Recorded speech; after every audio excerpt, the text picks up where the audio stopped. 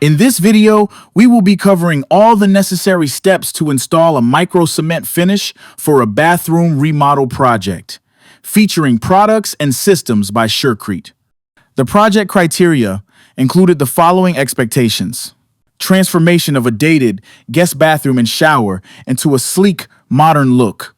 The customer wants a seamless wall finish that includes both the shower enclosed and remaining walls in the space. The client wants an easy-to-clean space with minimal maintenance. The system must assure long-term performance. Starting out, the existing fiberglass shower surround, floor tile, vanity, and plumbing were carefully removed to make room for the new SureCrete products. This process involved meticulous attention to detail, as the team carefully detached each element to ensure that the underlying surfaces were not damaged in the process. For the shower base, we elected to use a standard fiberglass shower pan, which is an easy, cost-effective solution for the shower floor that reduces complexity and cost. A simple dry fit, followed by a bed of tile, mastic, and placement, is all that's needed. With the shower base in place, we can now begin the process of installing the tile backer board that is specified for wet environments. For our project, we are using Den Shield, which is available at most big box home improvement stores. Be sure to fasten the material according to manufacturer's specifications with suitable screws and adhesive where suggested. As an added feature for this project, we are installing a drop-in niche, which will provide an easy functional element for access to shampoo and soap. If you don't want the challenges of installing and finishing a recessed niche, this is a great option. Once your substrate has been installed according to product specifications, the next step is to properly tape and cover all the seams. Once completed, the next step is to apply a standard tile-thin set mortar to go cover all the seams and areas the fiberglass tape was installed. This ensures a strong, waterproof connection in the substrate. Once these areas are complete and dry, it's time to install our elastomeric membrane, ElastoShield. This is a single-component product that is generally applied as a two-coat system. The material is colored pink, which will turn red as it dries, which helps you verify that you have proper coverage by verifying a uniform appearance. The material is best applied with a 3/8-inch nap roller. Cut in along the edges first with a chip brush and then begin applying with the roller. After applying 2 coats to both the walls, it is now time to apply the base coat of the MicroTek system. For this step, we are using SureCrete wall spray, which has a slightly larger sand in the material, which facilitates a more efficient way to flatten out surfaces that are not uniform. Once the ElastoShield is dry, it's time to apply the base coat. For rough surfaces that need work to flatten out, you can use SureCrete wall spray, or if your walls are in good shape, start directly with the first coat of MicroTek. The goal here is to get a flat, uniform layer of material. Using a magic trowel as a last step in your base coat application will provide you an ideal finish to install your finished coat. So we're about ready to put our base coat on the shower surround right now, and a lot of people ask, what's the best way to apply it? You know, this could go for the base coat, for the top coat, anything, but I found a nice trick that's really easy and quick is just a simple drywall mud pan, 10-inch drywall knife.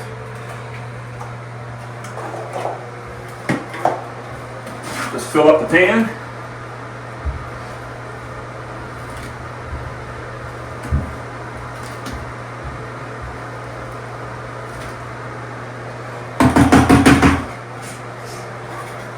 Take your knife, pan right up against the wall, pull the material right up the wall, and you can follow right along with it. So if anything falls, catch some of it into the pan.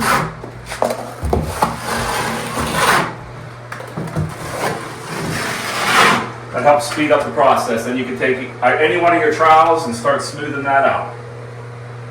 Well, we're back and we're finally ready to do our finish coat of the MicroTek one coat. So again, you can see here that we've got our base coat on. You have the option of either using SureSpray or wall spray. We used SureSpray on this. We wanted to get a nice flat surface. There's a lot of nice texture here for us to get our next coat to grab onto. Shower is ready, so we are ready to rock and roll. So what we are gonna do is add one of our SC color packs to this white MicroTek. So the MicroTek comes in either natural gray or white. In this case, white is the preferred choice anytime you're adding color. And the color packs are conveniently made, as we've discussed, in this individual bag, one of these per one bag of product. So Nate's going to talk a little bit about how we get that color blended up properly and then our next steps. So one thing that a lot of people call about is what they call streaks, color streaks in the wall surface in your micro top coat.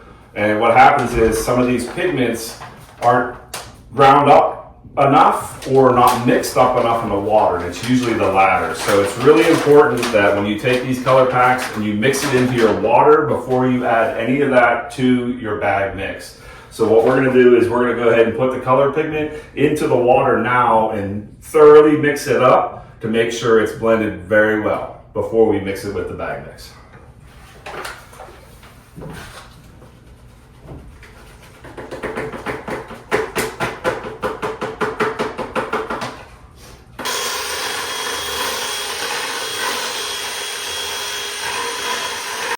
Again, you want to remember, you want to put your water in before your bag mix. After thoroughly mixing your pigment pack in the 5 quarts of water, slowly add your MicroTek, half a bag at a time. Using a variable speed drill with a mixing paddle is required. Mix thoroughly until you achieve a lump-free consistency. Once your material is mixed and ready to go, dampen the wall with water to help the final coat of MicroTek to bond and minimize the material from drying out too quickly as you apply it to the wall. Okay, so if you're working with another person or just working by yourself, obviously after you get that first pull of material up, now we're going to come through and finesse this. So your initial pass is really just meant to knock down any of the large trawl marks. And at this point, try not to be too fussy with this. You're just trying to flatten it out. So what we're doing with the trawl is getting about 90% of your force back on this side of the trawl. So the front of the trawl just kind of skims over the top. If you hold it perfectly flat, you're going to smear the product and create texture. Now, to me, that's a little bit hard to pull that off and get that to look natural over an entire wall and make it look consistent. So for a more traditional micro cement look, where you're really trying to get the look of concrete, we're just going through and making some random movement.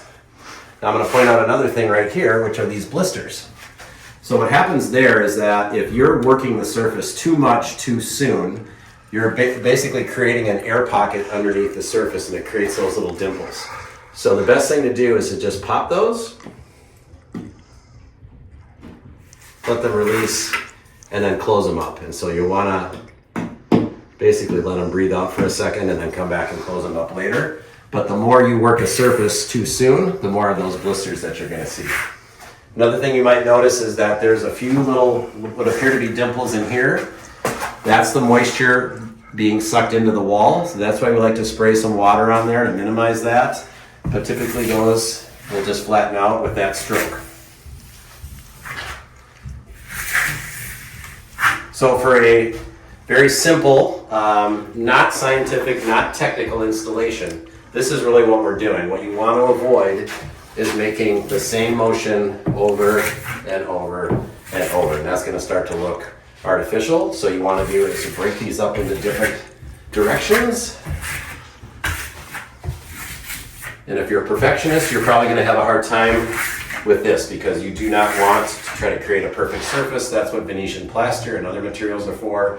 This is to create that organic look of concrete where you have some texture, you have some ins and outs, but you're not seeing any repetitive mechanical motions. So as we continue to work this wall, we're going to come back and get some more of that introduced, where we see areas that maybe look a little flat. We're going to wait for those to harden up. And like we have over here, we can come back and continue to trawl. MicroTek was originally used most as a flooring and slab overlay, so continuing the look and feel from the walls to the floor was a no-brainer. After mechanically grinding the floor to clean off the tile mastic and open up the surface of the concrete, we applied the material in a similar fashion to the walls. While we were waiting for the MicroTek to dry prior to applying the final clear sealer, we began creating our SureCrete XS precast concrete vanity top.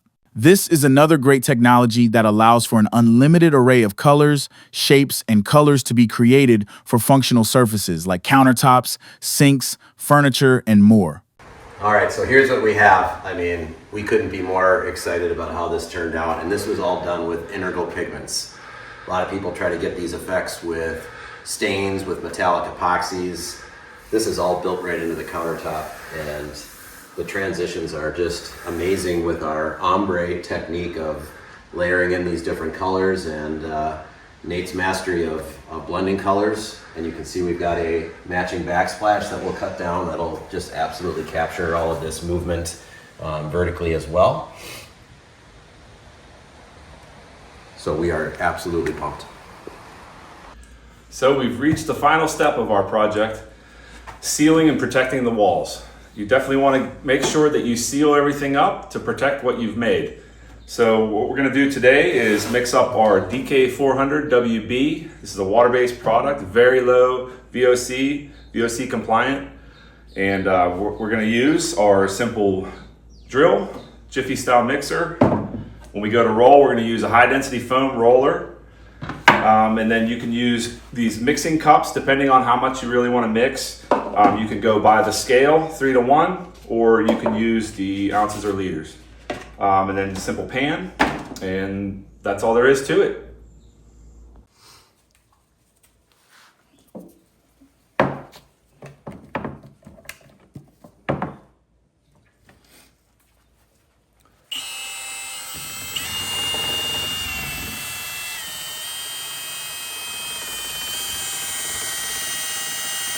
It is important to apply and back roll the material methodically to achieve a consistent, uniform finish. The working time for this two-part water-based urethane is generous, so no need to rush the process. 1 coat is sufficient for the walls, and 2 coats are suggested for the floors. Once the floors are tack-free and dry, it's time to complete the project by adding the final elements to round out the space. And just like that, we accomplished the mission to transform the space from drab to fab, with a clean, modern vibe. A new bathroom that has a continuous wall finish inside and outside of the shower, durable, easy to clean, and transformative.